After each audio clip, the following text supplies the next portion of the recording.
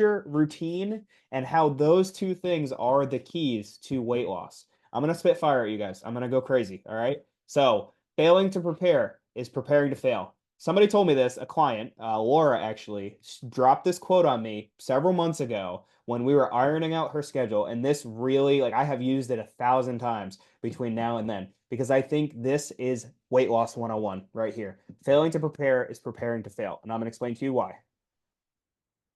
Routine.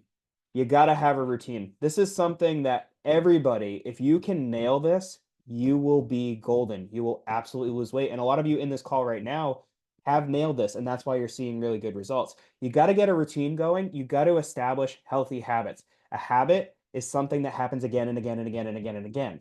And guess what? You schedule it into routine, it's going to happen again and again and again and again and again. If you get a routine down, you'll reduce decision fatigue. So a lot of you get to the point where it's like you have to make all these decisions. Oh, what am I going to eat for dinner tonight? Oh, am I going to work out in the morning or after work? Am I going to do this? Am I going to do that? You're making so many decisions throughout the week. Whereas if you were to just sit down and put this stuff on paper, you make 5, 10, 20 minutes of decisions and then you're done for the week. And you just execute. You have a plan and you execute it. You will create a sense of normalcy by doing this. I want you to get to the point where life is just normal, where you're every week going to work, getting your workouts in, doing your meal prepping, doing your check-in forms on a Sunday, doing certain things at certain times is going to allow you to get into a flow. We need to start getting into a flow because then you're going to stop missing things. You're going to stop missing workouts. You're going to stop missing meal prepping. You're going to stop grabbing shitty takeout because you didn't have a plan. We need to start getting into a weekly flow because I want you to get to the point that I feel like Donna's at this point. I feel like I can name several other people in this program that are really up to this point where they identify with being a healthy person. They're a healthy person. A healthy person does X, Y, Z. A healthy person moves their body because it makes them feel good and it loosens everything up, it gets them strong, and it keeps them healthy. A healthy person eats healthy foods because it makes them feel good and it fuels their body properly. A healthy person is in a healthy mindset and is happy and they allow themselves freedom and flexibility to enjoy life. So they schedule all of those things out. They get their workouts in, they eat their food, and they practice things that make them happy, but they don't really have to think much about it. I want to get you to the point where you don't have to think much about all this. I want it to be just your life. When healthy life becomes automatic, that's when big change happens. When you can just flow, where you're just working out and it's just part of your life, when you're just eating healthy because it's just the way you eat, and you're just practicing self-care and taking good care of yourself because that's just life, that's when big changes happen because you don't have to put so much energy into making it happen. I'm literally trying to get you to put less effort into your weight loss journeys. It's crazy to imagine you want to come into a program like this and like you think a weight loss transformation is like, I got to put so much effort in. I literally want you to put less effort into it by being efficient and by being planned.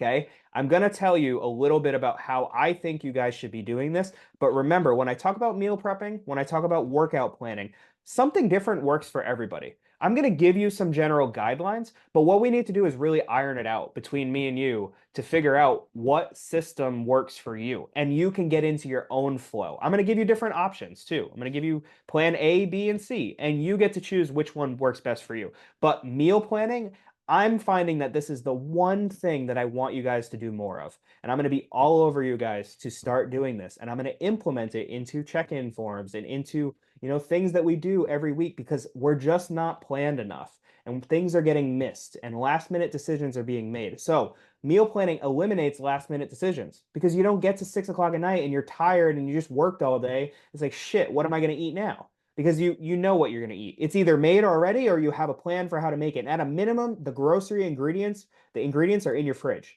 so you can make it. That's the thing. All it takes is a few minutes, and I'm going to tell you how to implement this into your schedule to make this stuff happen. You will have the ingredients on hand. You are more likely to have a good, balanced, nutritious meal than just girl dinner. Have you guys heard of girl dinner?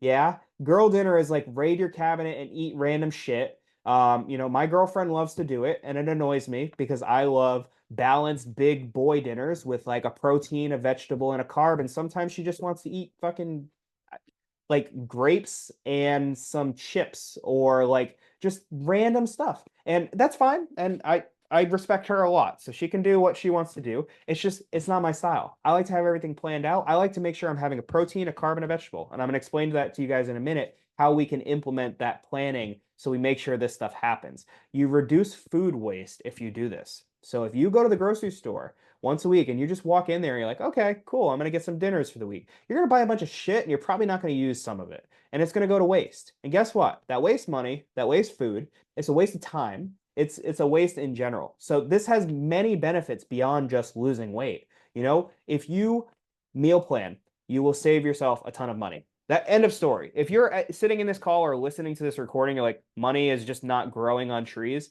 If you are more prepared and plan ahead more, you will save money. Think about how much it costs to like go to Chipotle or what are some other restaurants we like? I don't know. You guys are from like Rhode Island slash New York. I know what Ray likes. Tia, I don't know what the hell is out in Kansas. Do you just eat corn? Is your like takeout like you go to the Core. you Does anybody have core? core? Core life? Core what? Is it like a Core life? nutrition? Is it a nutrition place? Um, I guess. I would have to look it up. Is it like It's it's kind of like Chipotle, but it's like okay. We have Sweet Green is one of my favorites. It's kind of like Chipotle, same bowl concept. Maybe similar. I don't know. But long story short, everybody has their places, but most of us, you've been in the program for a while. So you know even when you do have to go out, how to make good decisions when you go out. But in general, like it is, you are much more likely to not make the best decisions when you're in a pinch, when you want to just run out and grab something. It's at a minimum, it's going to be expensive. It's gonna be 15, $18 for a meal, or maybe like 12 at the minimum. There versus I can make like a whole week's worth of Chipotle bowls prepped correctly for like the same price as one of those friggin' thing costs when I get double meat on it. Like that's the thing. I can make at least three Chipotle bowls for the price of one if I were to go do it. But you got to plan, you got to prepare, you got to know how to make it. Chipotle is an example. It's tough because there's a lot of things that go into it, but you know, the meal prepping that I'm going to teach you in a second is going to save you a lot of money because it's very simple. Okay. So this, I find, I tried to kind of make it simple for you guys, give you some options to choose from. If you don't have the energy to do full blown meal prepping and prep, or if you don't want to, and prep the entire week's worth of food and put it in containers, I am not asking you to do that. I'm not even asking you to prep meals ahead of time and have things ready to go. You can literally just cook extra food. That is so level one, and I did this week. I'm putting out a video about it tomorrow. Level one is batch cook your protein. So, what takes the longest to cook? Usually it's the meat. Usually, unless it's a veggie like a carrot that's thick, the meat is usually the stuff that takes a long time. So, if you have no energy or you don't have any time, then you might that the meat, the idea of cooking the meat, you take that out of it, boom, you can have a quick meal really quickly. If you cook a bunch of chicken on a Monday or a Sunday, and you have 4 or 5, 6 servings of chicken, there's a lot of different things you can do with the chicken. You can cut it up and put it on a salad. You can put it in a sandwich. You can chop it up and put it in a wrap. You can chop it up and put it over some rice with some veggies and some teriyaki sauce. There's probably 10 different things I could do with a chicken boob if I just prep it on a Sunday. All right. I did that last week and I'm really going to start getting into this again because I've been slacking on this. You do it on a Sunday, take and even if you are busy and you're like, oh, I don't have time to meal prep, take chicken, throw it in a pan, stick it in the oven, and go do whatever you got to do for a half hour. Just make sure you set a timer so you don't burn the shit out of it, and come back in a half hour. And congrats, you have cooked chicken. It probably took you like 2 minutes to put it in the oven, a minute to turn the oven on, and another minute to not burn your hand when you pull it out. That kind of thing. So that's a super simple way to get meals prepped because then you can have some quick options on hand. Like you can make a quick sandwich. Like it takes 4 minutes to make a sandwich. So I don't want to hear, I'm gonna lay some tough love on you guys, and I'm gonna kind of, I've been getting soft lately, but I don't want to hear the I didn't have time or I didn't have the energy and I had to go grab fucking fried food from takeout. That's just not it, guys. You're just not planning ahead. That's the thing. You're just not planning ahead. So what I want you to do is at a minimum start trying to batch cook some things. Level two is cook extra servings of meals. So say I'm making dinner tonight. and I have breaded chicken with mashed potatoes and green beans. I never cook one serving of food anymore. Even if it's for me and my girlfriend, I never cook two servings of food. At a minimum, I'm always cooking 3 to 4 so I can have lunch the next day or dinner the next day. Sometimes I take it to the extreme and I make a big old batch of something, and I don't mind eating things, say, 3 more times. So say maybe I'll eat it for lunch tomorrow and dinner the following night because I know I have dodgeball and I don't have time to cook. Like, I don't mind eating things 3 or 4 times. That's level two, is just cooking bigger meals. That's the thing. Cook 4 servings instead of two. And then part of that level could also be like different things like soups or casseroles or dishes that you can cook in big batches. Like soup is pretty easy. You can get a balanced soup, veggies, meat, some potatoes in a soup, and you can eat that 4 times. Chili's pretty easy to make.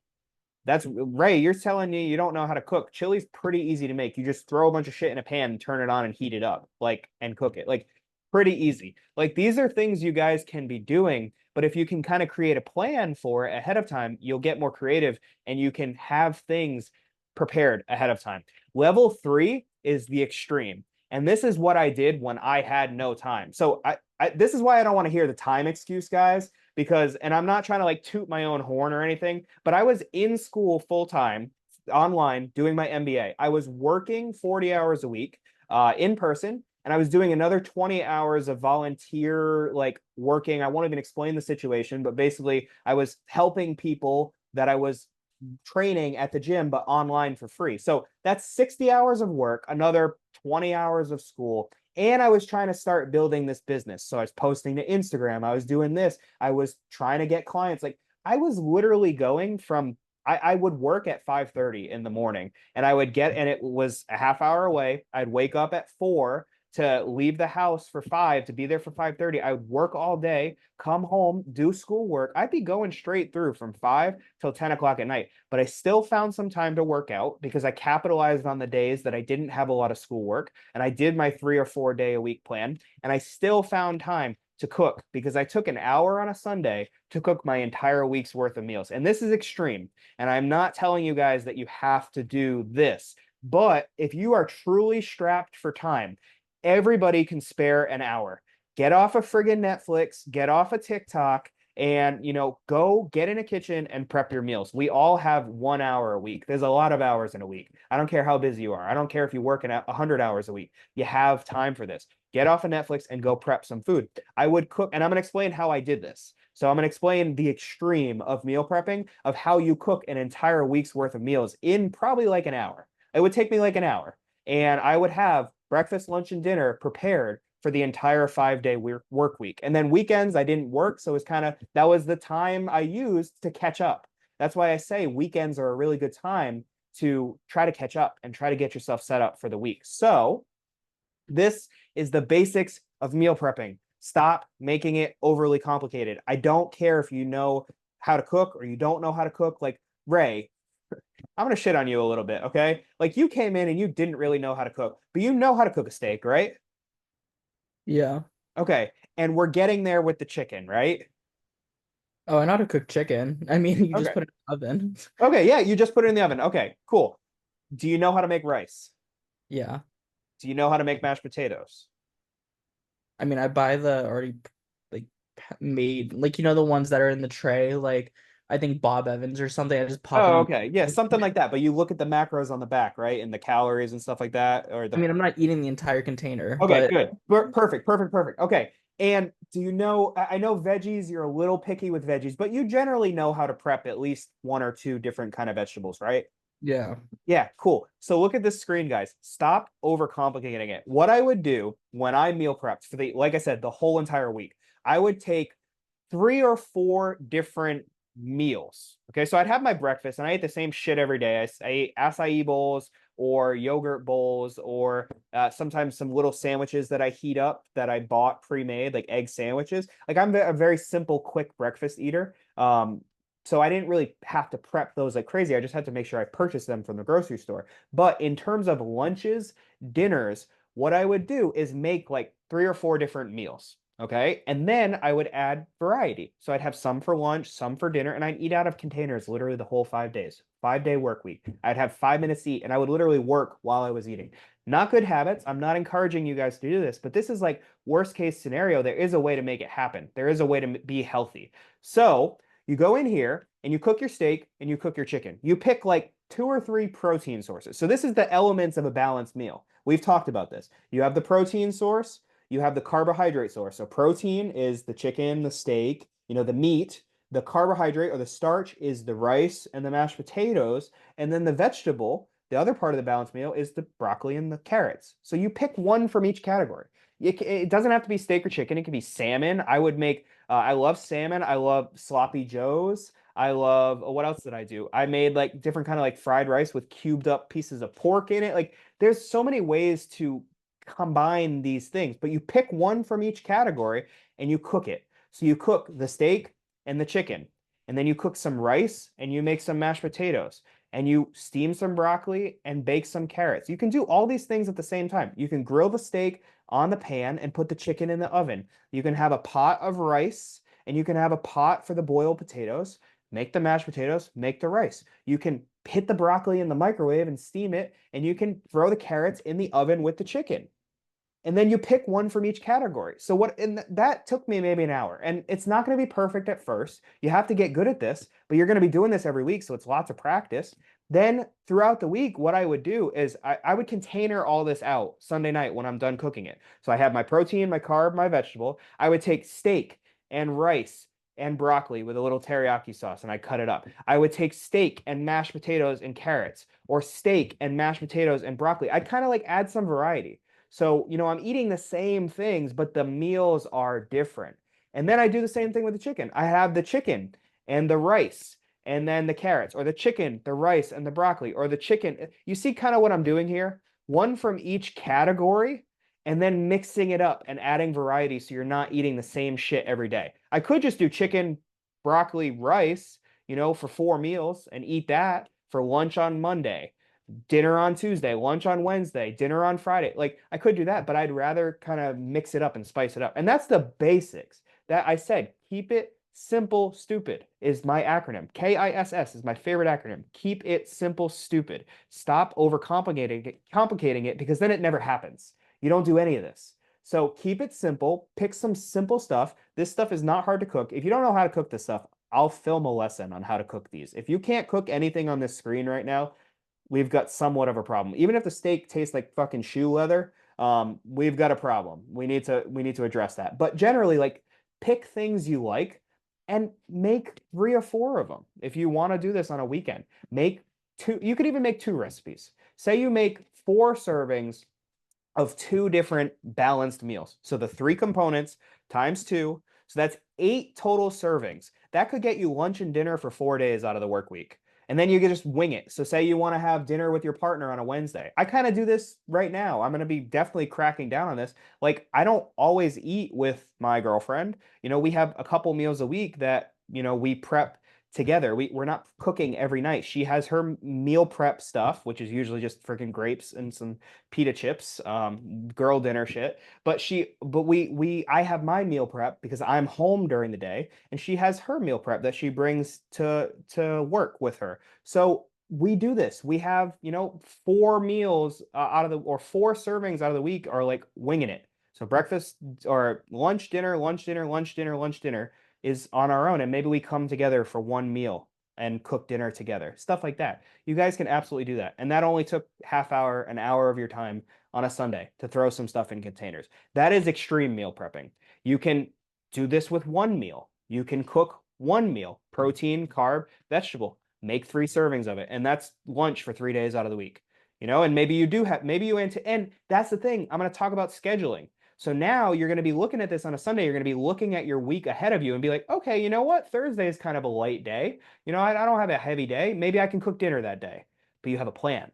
And if it doesn't work out, you have stuff in your fridge ready to go, prepped. That's the key, is always remember what I said at the last call. Plan A, B, C, D, E, fuck it. Remember what I said? Like, Donna, you missed this. This is a good one. You would have liked this call. I talked about I made a new method, the A, B, C, D, E, F, fuck it method, where plan A is like, oh yeah, I'm gonna cook a whole meal. We're gonna sit down as a family. It's gonna be wonderful and sunshine and rainbows, and little Sally's gonna be so happy. That's plan A. Plan B is like, oh, I'm a little tired. Maybe I won't cook a huge meal. We'll just heat up some stuff. And that's kind of plan. We're already getting into C and D, like, but C is like, I've got stuff in my freezer ready to go to heat up. D is starting to be like, okay, I'll get takeout, but it's not, it's going to be a healthier option, a balanced meal, but from takeout.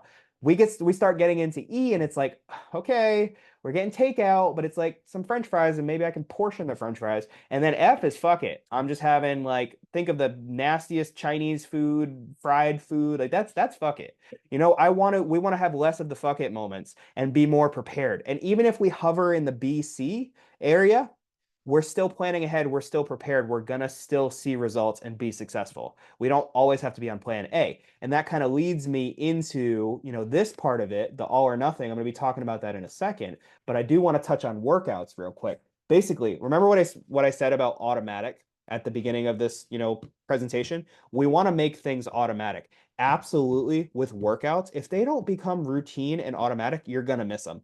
You're going to miss them. We have to build habits of getting into the gym or working out at home, and we have to do it consistently. If it's just like, I'll work out Monday, and then I'll see what I'm going to do. Maybe I'll do Tuesday, whatever. You're going to miss it. Something's going to come up, and you're going to make some excuse, and you're going to be tired, and you're just not going to do it. And then one missed workout turns into two, turns into three. And then you come at me a month later, you're like, Adam, I haven't lost any weight. I'm like, dude, you have not done an exercise in a month. What happened? That's the kind of thing. So what we're trying to do is put a pause on this and create a plan. That's why we're scheduling. That's why we're taking time to plan out your weeks, to reduce the missed workouts. Remember what I said, identifying as a healthy person moves their body regularly. That's just science, okay? You gotta move your body in order for it to function properly, for it to be strong. I wanna get you to the point where you don't look at exercise as a chore or a punishment. It's just part of your life. It's just something you do. You don't even really have to think about it much because you're like, I wake up at 5, I go to the gym for 6, I get my hour workout in. It's just how I start my day. You don't have to be like, oh, got to go to the gym, like, or I'll do it when I get home, or some people work out at night. You get out of work, you go right to the gym, or you get out of work, you come home, you do this, this, and this, and then you go to the gym, or you go home and you touch your dumbbells and you do it at home. That's the thing. You have to have a time and a place and an intention, or it's not going to happen. And this is the gap that I'm seeing, time and time again, is people that aren't planning are missing things. So consistency builds results. Remember what I said. You don't have to be perfect. You just have to do something over and over and over again, and then you will see results. So this is why we create workout plans. This is why we schedule things ahead of time. So I want you guys every week, you should be going into your week knowing kind of what you're doing when. I've talked with you guys about setting up different kind of workout plans, and you do your upper body one day and your lower body one day. It's not always going to be perfect. Your weeks are going to fluctuate, and you're not always going to have time to do a full workout in the gym, but I want you to have a tentative schedule. That's why I say every Sunday, and I'm going to be talking about this in a second.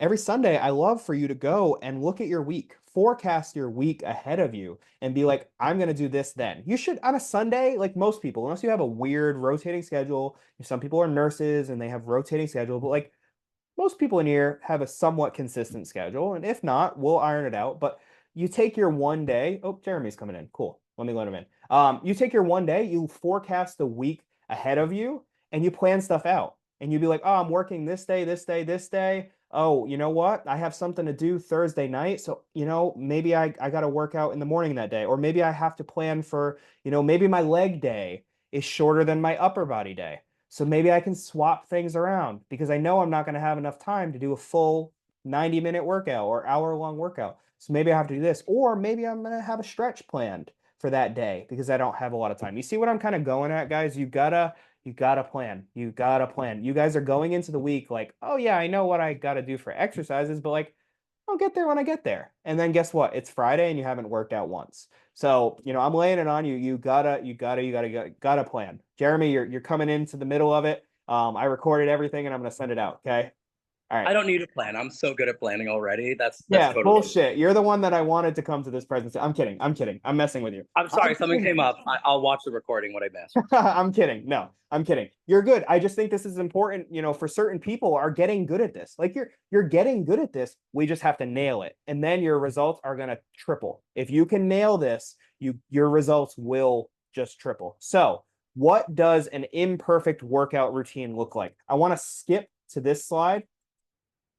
I actually skipped over it. I was like, where to go? All or nothing. We've talked about this time and time again, guys. Like, what's the point? Like, you know, oh, I didn't get my full workout in. Let's not work out at all. The hell? You had 5 minutes. Do something. We got to get out of the perfectionist mentality. So part of this scheduling and planning is like what I said, the A, B, C, D, E, F bucket. You have to have those backup plans in place so that you can lean on those if shit hits the fan. You can drop down to plan B. So perfectionism, flexible, you have to be flexible. You have to have a backup plan. And you have to realize that it's about progress, not necessarily the perfection. If you just do little things, they add up. You do not have to be perfect. If you can't get your hour-long workout in, here's what you're going to do.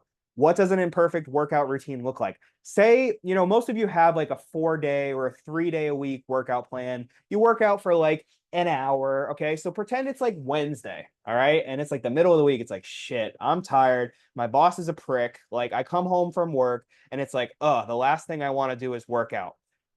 This is what it looks like to get out of that all or nothing mentality. You still say, oh, you know what? I'm tired. But instead of doing my hour-long workout, maybe I'll do this 30-minute long workout. Maybe I'll just skip a couple exercises. Or, you know what, I'll miss the cardio at the end, or I'll cut back on this. Or maybe it could just be like you're really tired and you can't push super intensely one day. You have to realize that that workout is still beneficial.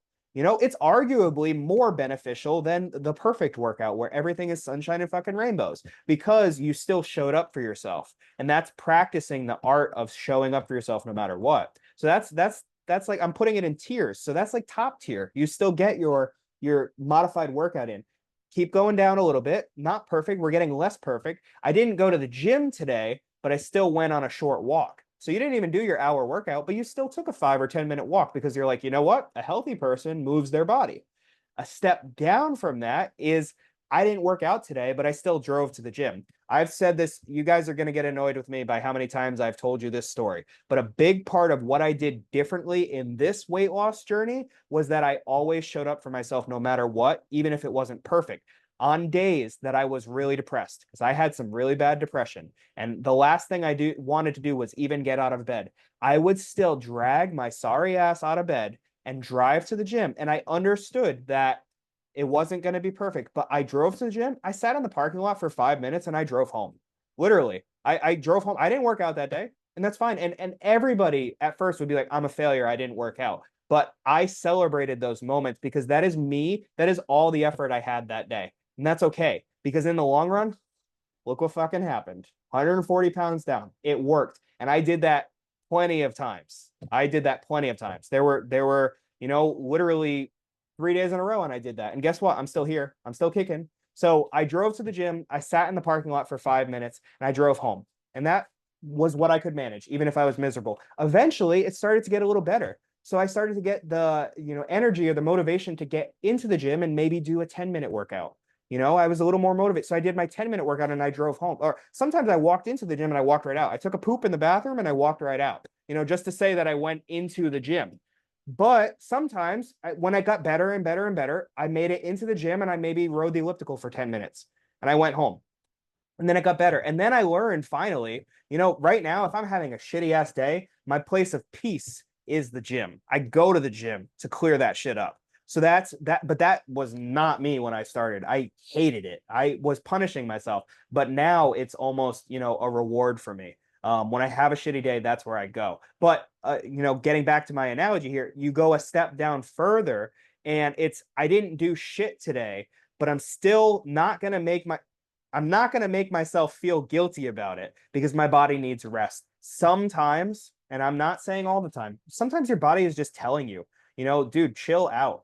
Like, you know, sometimes you will just need to have some forgiveness for yourself and sit down and chill. when life gets overwhelming and when, like when your body's hurting or you're super, super sore, we don't always need to be on plan A. You get one F on a test, you're not going to fail the whole semester. It's when you fail the first test and you fail the midterm, and then you go to your professor for extra credit at the end of the semester and they say, screw you. That's when we get into the failure territory. But it's not the one, mess up that's really going to set you back. If we be 1% better every day. So this is the situation. We didn't go to the gym. We flush it and we move on and we work that much harder tomorrow to get to the gym. Setbacks are learning experiences, not failures. That is what I want you guys to realize. Have some self-respect, have some self-forgiveness. You guys will go through periods in your transformation where it's wonderful and it's sunshine and rainbows. And you'll go through periods of time where it's total shit. Everybody in here, I'm looking at all of you, have had that total shit moment where this transformation was really hard and the last thing you wanted to do was eat healthy or go to the gym or even get on a conversation with me, even though I'm so pleasant to talk to. That's the last thing you guys wanted to do. But guess what you did? We learned from those moments. That's why we document things. That's why we pause and we reflect on your failures. So Ariel, this was a huge thing for you coming in. You thought you were failing yourself all the time. But in reality, you were doing more than you were giving yourself credit for. But what we did is instead of thinking of them as failures, we now look at them as learning opportunities. So you missed the gym. Okay, learn from it. Why did you miss the gym? How can you be a little bit better next time? So you had an entire week where you ate like total dog shit. Learn from it.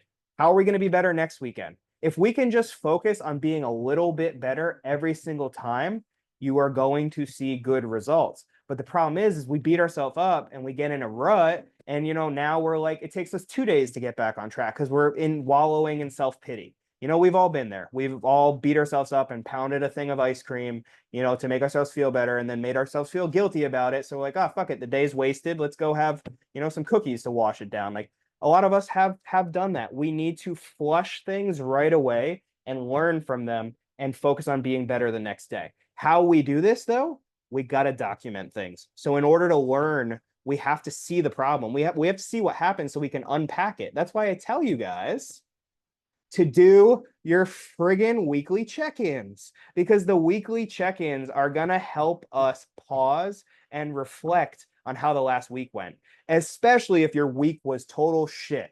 The last thing I want you to be like is, oh, I don't want Adam to see that I fucked up. You should want me to see you fucked up. And it's not because I'm going to be all on you and make you feel bad for it. We're going to unpack it and we're going to figure out why it happened. And if that happens a couple weeks out of your 3-month transformation, guess what? You're still going to be ahead. You're still going to average out in the positive, but we got to document. If you're missing your check-ins, if you're missing your food pictures or your food logging, if you're not logging your workouts, we have nothing to look back on. So in 2 weeks from now, when you wake up and you're like, I've been a lump of shit for the last 2 weeks, and you come to me and it's like, Adam, I've been a lump of shit for the last 2 weeks. We, not even just me, we have nothing to look at to be like, why did this happen? We can have a conversation, but it's hard to remember all those little events. I want to start thinking about, why did you have this meal? Why did you miss this workout? If we don't see any of this, we have nothing to reference. So do the damn weekly check-ins. They take like 10 minutes on a Sunday. This is the routine and structure we're talking about, guys. We have to get in the habit of doing the same things every week. We need to get in a flow, which is why I think you guys should pick a time. And it doesn't have to be a Sunday. All right. I send them out on a Sunday. I send out reminders on a Sunday. But if you have a weird schedule and you want your reflection reset day to be a Monday, that's the start of your week. Do that. Whatever the start of your week is, take some time to pause and look back at the previous week and also and think about how you did, and allow me to help you too, because that's why I do my weekly reviews and stuff like that I'm really going to be cracking down on in the coming weeks. I'm going to help you evaluate the last week, unpack it, and figure out how we can be 1% better the coming week. Even if it was total shit, we can absolutely put it on paper and move forward. And if the next week is total shit, hopefully it's a little less shitty. And that's how we make long-term change happen. Everybody in here has exercised that already. You guys have, the people in this call have been doing great with that. That is getting back on track, guys. It's pausing, reflecting, and figuring out how you can be a little bit better instead of just giving up. So the weekly check-ins, get in a flow. take Sundays to do your check-in form, and I have some new updates for what I want you guys to do on Sundays. And you can refuse this if the current system is working and it's working for you. I want you to go with what works. But I have some new ideas of some stuff I want to try with you, some stuff that I did that really helped me on my weight loss journey. This is taking pictures of you in clothing that is tight every single week until it is not tight anymore. So a lot of you are heavily relying on the scale. And literally the name of this program is the Mind Over Scale Transformation Program. If I haven't shit on the scale a little bit in your program, I have not done my job, because I truly think some of you are putting a lot of weight, get it? Weight. That's my favorite weight loss pun. You're putting a lot of weight into the scale. You're putting your self-worth into the scale. You're putting your results and your success into what you see on that scale every week. But truly, that scale can be a total, forgive my language, bitch. Like a total bitch. It can say things, it can lie straight to your face. It can tell you that you're a failure. Your weight can go up, but really you did really good that week and you saw progress. But the scale is the one thing that society focuses on, so it hides the progress that's really there. So what we need to do is slowly detach from it. Ray, I literally took your scale from you. And I think I have seen a lot of, I literally physically have Ray's scale in the trunk of my car right now, because I saw him and I said, dude, you're obsessing over this thing. We're done. We're getting on a muscle building phase. You're done with the weight loss. Give me your damn scale. And I physically have his scale in my trunk, and he has not had it in months. This is a form of that, guys. I want you to start weighing yourself a little less frequently. I want you to start weighing yourself once a month. I'm looking at your reactions. We can try it. If you are like, oh my God, I love to weigh in 3 times a day and it's totally healthy and I have a total healthy relationship with the scale. Great, let's do it. Let's do 3 times a day. But I would really think it's a good idea. If you find yourself getting discouraged at all with that number on the scale, I want you to consider doing this with me. But this doesn't mean we're just totally going to ignore it and not measure progress. We're going to look at it in a little bit different of a way. So something that I did during my weight loss journey, and I was flat fucking broke, like didn't have any money, like had no, like I lived with my parents, so I had like food and like that set up. But other than that, I did not have the kind of money that I spent on what we're doing here. I would buy fancy clothing that was a size down or 2 sizes down, and I would try it on again and again and again until it fit. And it would keep, every time I tried it on, it was a little bit looser.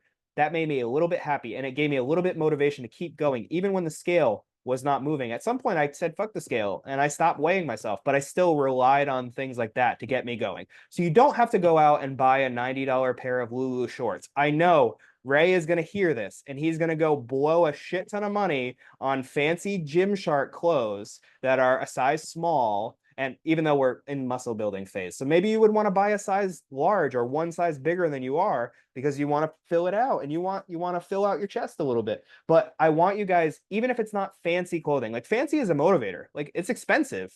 You know, you get a pair of Lululemon shorts and you're damn well going to get into those $70 shorts. But even if it's not that, even if it's something you have in, a good thing would be something you have in your closet already that you used to be, you know, if you gained weight and you have clothes from when you were lighter and you really like the way they look, say you have a favorite shirt or something, go grab that damn shirt. And that is going to be how we're going to measure progress over the next few months. And if you don't have that shirt in your closet already, go to the store and buy, say you're a large, buy a medium or buy a small, or say you're 2XL, go buy a large shirt, go buy some size down. And I'm literally going to have you, even if you look like a stuffed sausage, I'm going to have you put it on once a week and take a picture of yourself trying on that clothing. And I'm going to help use that. Even if the scale doesn't move, your body still may change. And if you're doing the right things and you're losing body fat, you should see these clothes start to like fit differently. So I think this would be a very low key way for you guys to celebrate your progress beyond the scale. I think it's fun too. It's really rewarding when a shirt starts to fit. It really is a really good feeling. And especially if that shirt costs $50. I'm not a financial advisor, so don't go out and blow all your money and then blame it on me. But if you have a little bit of wiggle room and money is a motivator for you. I mean, hell, you guys gave me a decent amount of money, right? Like, obviously, money is a motivator. It is a big part of it. Go spend a little bit of money on something you'd feel cute in. Friggin' Emily did this. She's not in this call, but she bought herself a cute ass outfit and then went out and strutted her stuff all night and felt like $1,000,000. You know, buy something that you feel like you would look really good in, that's a little bit tight, and fit into it. And then when you get into it, that's going to be a huge celebration. You've won. You know, even if you want to buy something that's maybe like, say you're a 2XL now and you probably see yourself getting into a medium someday, buy something really tight.